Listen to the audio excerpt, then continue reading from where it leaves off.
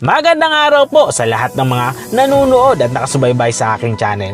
Narito na naman po tayo para magbigay ng pinakabago at pinakamaiinit na balita patungkol sa pamamahagi ng pangalawa at pangatlong ayuda. Maaari lamang po na panuorin niyo po ito hanggang dulo dahil may mga impormasyon tayong dapat mong malaman. At kung bago lang po kayo sa aking channel, ay inaanyayahan po kitang mag-subscribe para po parati po kayong updated sa aking mga ginagawang videos patungkol sa pamamahagi ng second and third tranche ng Social Amelioration Program. Salamat po! Isang magandang hapon po sa mga manonood ng aming programa. Narito po muli kami sa DSWD Virtual Presser at kasama po natin ngayong hapon si Undersecretary Rene Glen Paje upang magbigay ng pinakahuling ulat sa implementation ng Social Amelioration Program o SAP. Magandang hapon po sa inyo, Yusek Paje.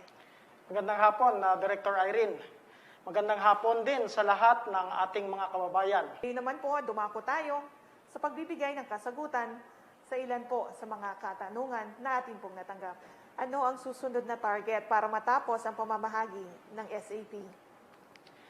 Sa kabila ng patuloy na hamon sa implementasyon ng SAP, ay sinisikap pa rin ng DSWD na mabigyan ayuda ang ating mga kababayan sa kasalukuyang buwan. Amin ang unang nabanggit na inaasahan na magkakaroon pa rin ng payout. Humihingi lang tayo ng dagdag na pag-unawa sa ating mga kababayan sa pamamahagi nitong ayuda ng SAP para sa second tranche. Nakikita natin na maaaring maapektuhan ang ating mga payout dahil sa maaaring maging limitasyon ng ahensya ng mga financial service providers, ng mga lokal na pamahalaan, at ng iba pa naming mga katulong sa pamamahagi ng SAP gawa ng health and safety at iba pang mga protocol na ipinatutupad sa tuwing may MECQ.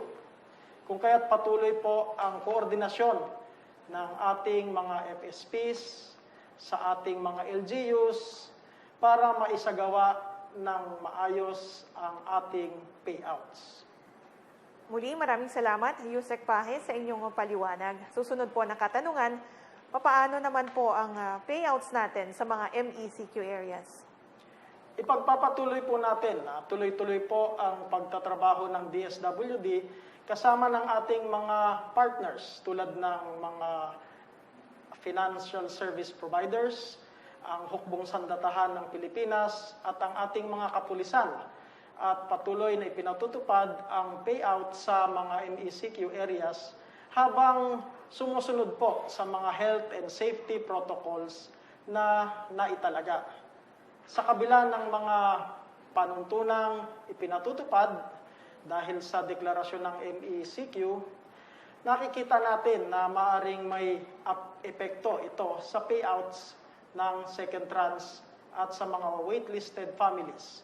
Kaya kasalukuyan na nakikipag-ugnayan ang DSWD sa ating mga financial service providers ukol sa kanilang kapasidad na magsagawa ng payouts sa mga MECQ areas at maging sa mga lokal na pamahalaang apektado ng MECQ ukol sa magiging logistics ng pagsasagawa ng direct payouts sa kani-kanilang mga lugar na nasasakupan.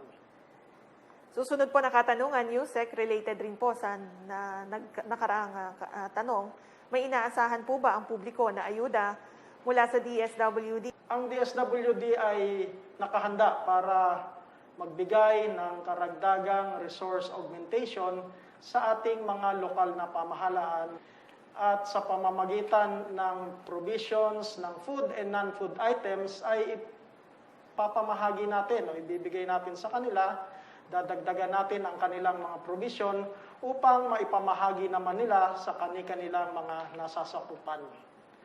Tuloy pa rin naman ang mga pagpapatupad ng iba't ibang programa ng DSWD tulad ng Assistance to Individuals in Crisis o AICS na tinatawag natin. At para sa mga, ito ay para sa mga gustong avail ng medical at iba pang mga klaseng assistance.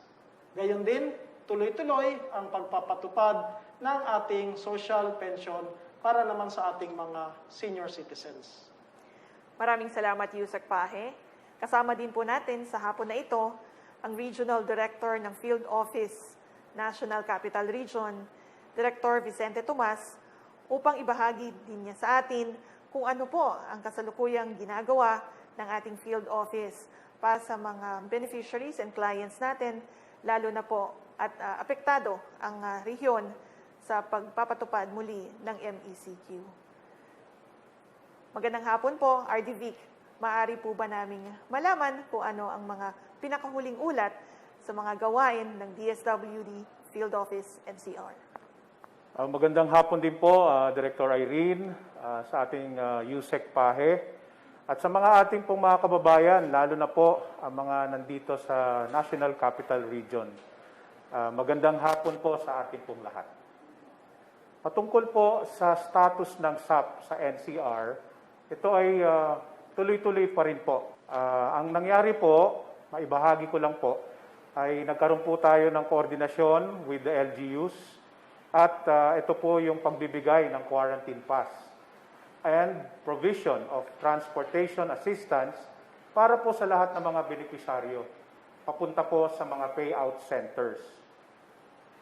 Ito po yung maibahagi ko rin, yung partners natin na financial service providers, nabanggit na rin po ni Yusek Pahe, sila po ang katuwang natin sa pagbibigay ayuda sa patungkol po sa second tranche.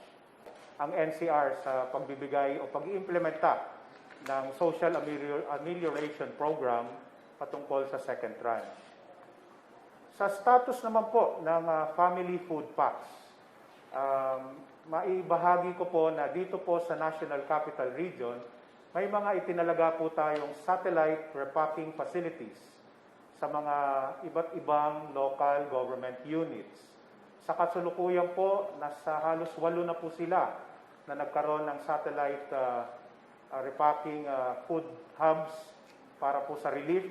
At ito po ay maibibigay sa mga nangangailangan na mga constituents ng LGUs para matugunan ang pangangailangan nila, lalo na po sa panahon ng MECQ. Sa status naman po ng assistance to individuals in crisis situation, ang ginagawa po ng NCR ay halos door-to-door po. May mga mobile teams po tayo.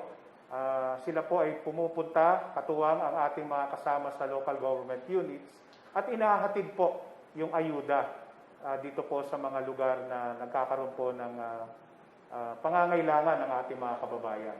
Ganon din po sa programa ng social pension. Tuloy-tuloy pa rin po ang pagbibigay ng ayuda sa ating mga elderly dito sa National Capital Region.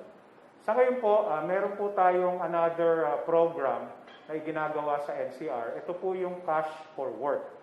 Kasalukuyan po nagkakaroon ng ugnayan sa Marikina at Pasay. At sa ibang LGUs na rin po ang isusunod na rin po namin.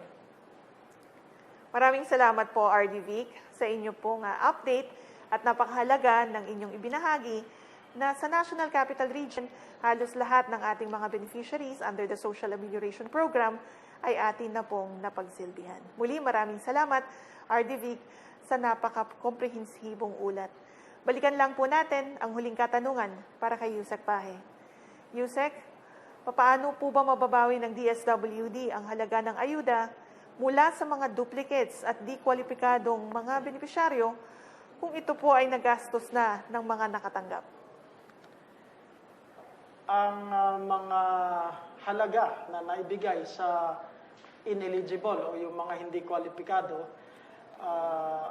batay na rin sa ating kasunduan sa mga LGUs o yung mga lokal na pamahalaan, ang sinuman na hindi karapat-dapat ngunit nabigyan ng ayuda mula sa SAP ay kinakailangang ibalik ang halagang natanggap sa DSWD.